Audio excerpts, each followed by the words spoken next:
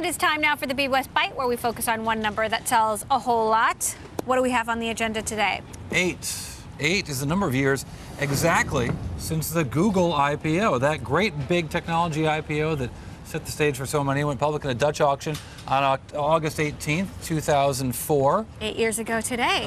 Yes, and Rocky Agarwal, a friend of the show's, points out the Groupon traded below its IPO, but it's never closed below its IPO price. Google. Google has never closed below. They're thinking how that compares to Zynga, Facebook, Groupon, you name it. Do you think, though, that the Facebook and Groupons of the world have a chance to sort of have the same ride up over a longer period of time?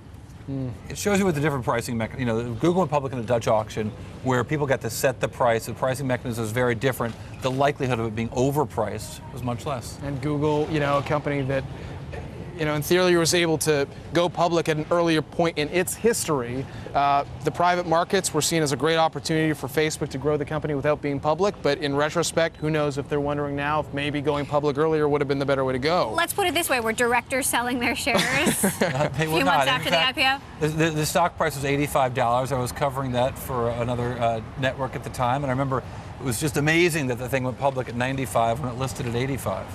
What do you think, Cory?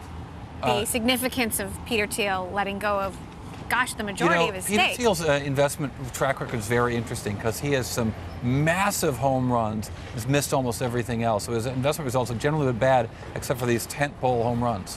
One of which was Facebook. Yeah.